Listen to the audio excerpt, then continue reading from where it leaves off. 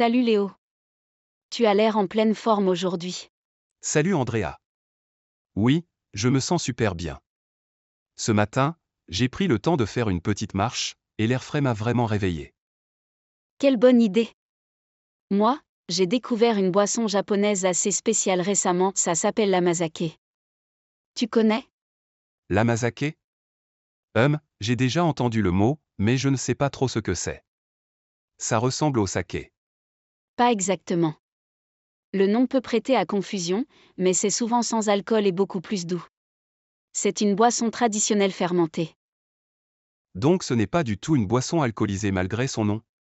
C'est ça. Et ce qui est fascinant, c'est qu'on l'appelle la perfusion à boire ou le sérum de beauté liquide au Japon. Sérieusement? Ce genre de surnom, ça donne envie d'essayer. Mais pourquoi elle est considérée si bénéfique? Parce qu'elle contient plein de nutriments essentiels, comme des enzymes digestives, du glucose naturel et des vitamines B. On dirait une vraie potion magique. Mais les Japonais la boivent souvent? Oui. Et pas seulement en hiver, comme on pourrait croire. Historiquement, on la buvait en été pour lutter contre la fatigue. Tiens donc, je pensais que c'était surtout une boisson servie dans les temples l'hiver. C'est vrai que le saké kazu amazake est souvent servi chaud en hiver, mais la version au koji était populaire en été, notamment à l'époque Edo. C'est fascinant de voir comment une boisson peut traverser les époques et évoluer. Absolument. Et aujourd'hui, elle revient en force dans la culture bien-être. On va explorer tout ça ensemble. Parfait. Je suis curieux de découvrir ce petit trésor japonais. Alors, Andrea, tu m'as parlé de 2 types d'amazake. Tu peux m'en dire plus? Bien sûr. Il y a l'amazake fait avec du koji de riz, et celui fait avec des laises de saké, appelé saké kazu. Et la différence se sent dans le goût? Oui. L'amazake au koji est naturellement doux, presque crémeux. Il ne contient pas d'alcool, donc parfait pour tout le monde. Et l'autre, avec les lices de saké? Il est plus fort en goût, parfois un peu amer, et contient une trace d'alcool. On le sert souvent chaud dans les temples en hiver. Ah, donc celui-là, il faut le chauffer pour évaporer l'alcool? Exactement. Surtout si on veut le donner aux enfants ou aux personnes sensibles à l'alcool. Et historiquement, tu disais que l'amazake était consommé en été. J'aurais parié sur l'hiver. C'est un malentendu courant. À l'époque d'Edo, l'amazake au koji était vendu dans les rues comme boisson énergétique pour lutter contre les chaleurs de l'été. C'est fou. Et maintenant, il est plus associé aux fêtes du Nouvel An, non? Oui, mais cette tradition est surtout liée au saké kazu amazake. Le koji amazake revient beaucoup dans les tendances santé. Et dans la poésie japonaise, tu disais qu'il apparaissait aussi? Oui. Il est même considéré comme un kigo, un mot saisonnier pour l'été dans les haïkus. J'adore ce lien entre culture, histoire et nutrition. Moi aussi. L'amazake, c'est vraiment plus qu'une simple boisson. Tu disais tout à l'heure que l'amazake est appelée la perfusion à boire. Mais pourquoi ce nom exactement? Parce que sa composition nutritionnelle ressemble à celle d'une perfusion, du glucose, des vitamines B, des enzymes digestives et même des acides aminés essentiels. C'est impressionnant. Donc c'est très énergétique? Exactement. Le glucose fournit de l'énergie immédiate, surtout au cerveau. C'est idéal pour démarrer la journée. Et les enzymes digestives, elles jouent quel rôle? Elle facilite la digestion et améliore l'absorption des nutriments, comme l'amylase pour les glucides et la protéase pour les protéines. Je vois. Et tu as mentionné les oligosaccharides aussi? Oui. Ils nourrissent les bonnes bactéries intestinales comme les bifidobactéries. Ça aide à équilibrer le microbiote. Donc on peut dire que c'est bon pour les intestins aussi. Tout à fait. Une bonne santé intestinale est la base d'une immunité forte et d'un corps bien régulé. Est-ce qu'on peut considérer l'amazake comme une sorte de complément alimentaire naturel? Je dirais même que c'est mieux, il est naturel, traditionnel, sans additifs et délicieux. J'imagine que les sportifs peuvent aussi en profiter? Oui, après l'effort, le glucose aide à recharger et les acides aminés soutiennent la récupération musculaire. C'est presque trop beau pour être vrai. Est-ce qu'il y a des contre-indications? Comme toute chose sucrée, il faut faire attention à la quantité. Mais à 100-200 ml par jour, c'est parfait pour profiter des bienfaits. C'est noté. Je commence à comprendre pourquoi les Japonais en font une boisson quotidienne. Et ça ne fait que commencer. Il y a aussi des effets beauté qu'on va explorer ensuite. Tu as mentionné que l'amazake est aussi appelé sérum de beauté à boire. Est-ce que ce n'est pas juste marketing? Pas du tout. Il contient des composants très intéressants comme le céramide, qui aide à renforcer la barrière cutanée et à maintenir l'hydratation. Céramide? C'est ce qu'on retrouve aussi dans les crèmes pour le visage, non? Exactement. Mais là, c'est ingéré, donc ça agit de l'intérieur. Et ce n'est pas tout, l'amazake contient aussi de l'arginine et de l'adénosine. Et ces deux-là servent à quoi?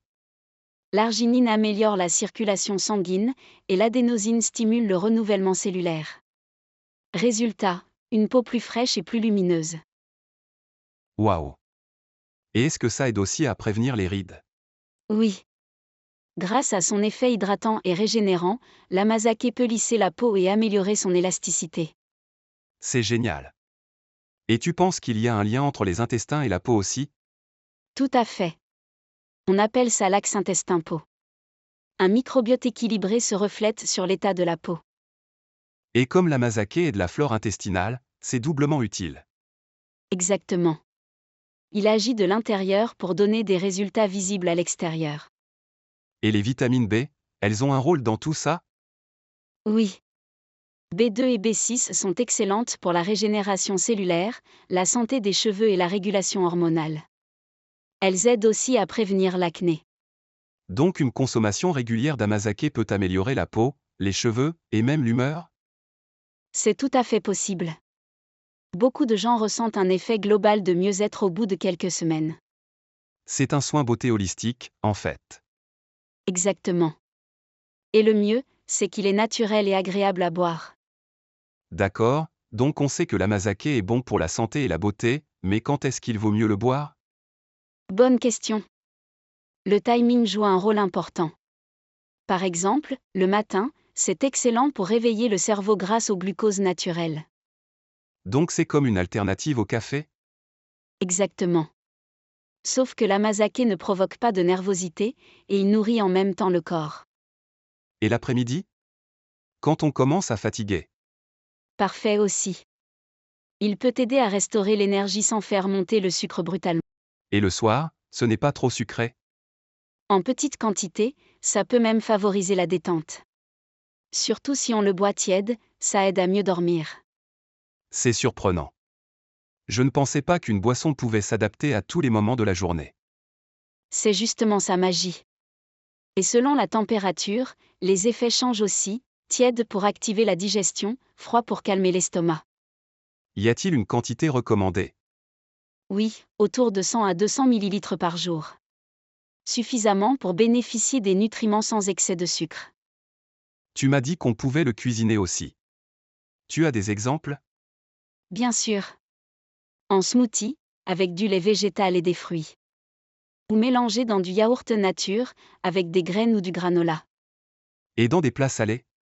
Oui. C'est un excellent substitut au sucre ou au mirin dans les sauces, les marinades, même les bouillons japonais. C'est super polyvalent en fait. Exactement. Et c'est aussi une belle façon d'ajouter des nutriments dans ta cuisine quotidienne sans effort. Alors, est-ce que l'amazake est toujours consommé au Japon aujourd'hui? Ou c'est juste un truc traditionnel? Oh non, c'est toujours très populaire. Et en plus, ça a évolué. Aujourd'hui, il existe des versions fruitées comme à la pomme, à la pêche ou aux fruits rouges. Des amazake aux fruits? Comme des smoothies? Exactement. Doux, coloré, facile à boire. Parfait pour les jeunes qui veulent quelque chose de sain et fun. Et niveau nutrition, c'est toujours aussi bon? Oui, les fruits apportent des antioxydants, et la base amazake reste très riche. C'est une double couche de bienfaits. Il existe d'autres variations? Oui, par exemple, l'amazake aux céréales, comme le riz noir ou les grains entiers. Plein de polyphénols et de fibres. Et visuellement, ça doit être superbe. Oui. Il y a même des bouteilles transparentes pour montrer la couleur vive. C'est très populaire sur Instagram. Est-ce que les gens l'utilisent aussi en cuisine? De plus en plus. Les chefs japonais le mettent dans les sauces, les plats mijotés. Il remplace le sucre ou le mirin. Et à l'étranger? On peut en trouver facilement? En France, on le trouve dans les boutiques bio ou en ligne. Il y a même des kits pour le faire soi-même avec du koji. Ça pourrait devenir la prochaine tendance bien-être ici aussi. Je suis convaincue. C'est naturel, savoureux, culturellement riche, tout ce que les gens recherchent aujourd'hui. C'est vrai. Et il y a un côté artisanal qui plaît beaucoup. Et cette idée de prendre soin de soi de façon douce, ça correspond parfaitement à notre philosophie de repose-bien.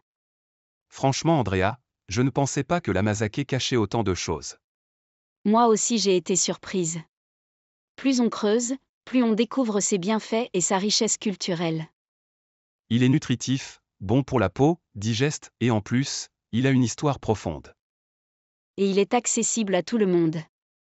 Pas besoin d'être un expert en nutrition ou en cuisine japonaise pour l'intégrer dans son quotidien. J'aime bien cette idée qu'une tradition ancienne puisse devenir une tendance moderne. C'est le parfait exemple d'un savoir-faire qui traverse le temps tout en s'adaptant aux besoins d'aujourd'hui. Je vais aller en chercher des demain dans mon magasin bio. Et si je ne trouve pas, je tenterai la version maison. Tu verras, c'est facile à faire et très gratifiant.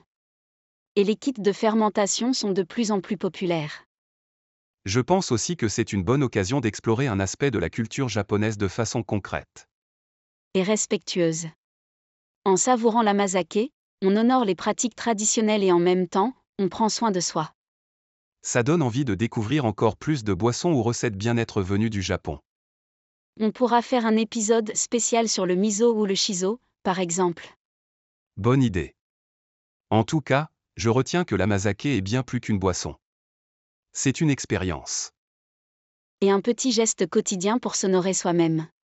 Alors à nos auditeurs, n'hésitez pas à goûter l'amazake, et à vous offrir ce moment doux et nourrissant. Merci de nous avoir suivis. Et comme toujours, à très bientôt, et surtout, reposez-vous bien.